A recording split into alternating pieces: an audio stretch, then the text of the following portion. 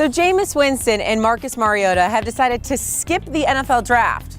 Guys, what are you thinking? It's springtime in Chicago. I mean, you don't want to disappoint Shea Pepler. They're going to get booed. That's 48 degrees, that's why. Those guys, they should come to Chicago, just not on the first night of the draft. That, according to our experts here, Doug Chapman and Pete Fiutak. We're doing the unmocked draft, guys. These are big names, likely going to go in the first round, that you would tell to leave home. Who would be the first guy? Well, in the first round, you do not take Jameis Winston. Look, first of all, his arm was about to fall off at the combine. That kind of hasn't been addressed, that he had problems before that. But my bigger concern is the off-the-field issues, the interceptions, and just don't trust this guy. You're going to say this is going to be my franchise guy, he's going to carry me to a Super Bowl. Not going to happen. Don't take him in the first round. No need. I love Jameis Winston, but a guy I would not draft in the first round is the other quarterback they talk about, Marcus Mariota. Can that game that he played at Oregon translate into the NFL? Nope. Can he play in a pro-style offense? Does his personality, is he the type of guy that can walk into a huddle and into a locker room and command the presence of these 28, 30-year-old NFL veterans? I don't think he can. I don't know how long it's going to take him to get prepared for the NFL. Do you wait a whole year? And if so, why take him in the first round? And Oregon quarterbacks have not done well in the NFL. Kelly Smith, Joey Harrington, guys have not translated well from Oregon. Different style, but out of the last 10 running backs taken in the first round, how many are still with the teams that drafted them?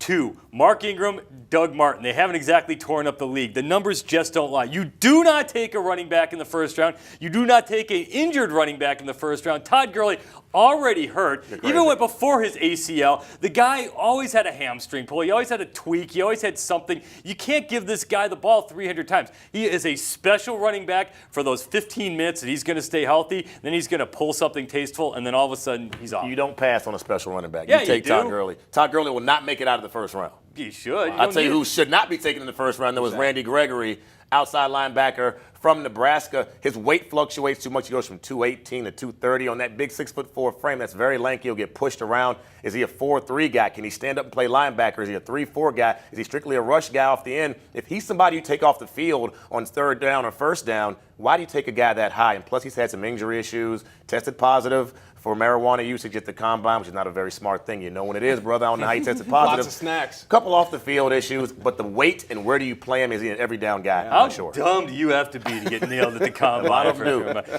My next pick in this is Eric Armstead out of Oregon. He's got all the tools. He was a spectacular prospect, a big-time recruit. He's big. He's athletic. He could play tight end, but he's on the defensive line. He can line up anywhere. The problem is he's not very good at anything.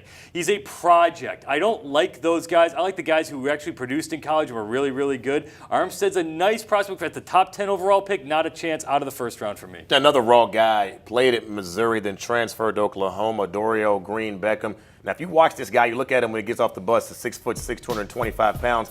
He looks like the first wide receiver that should be taken. Boomer He's Oklahoma stuff in the background. Never even played it down there. Played in 25 total games his entire college career. Very raw, very big. He's a deep threat. Jump ball guy. Does not run underneath routes very well. Suspect hands. Lets the ball get into his body. Not a hand catcher. And also has a problem breaking down in his routes. He's going to have an issue running that route tree in the NFL. Plus some off-the-field things. 2 marijuana-related incidents. 1 domestic abuse allegation. Then he also gets kicked out of Missouri.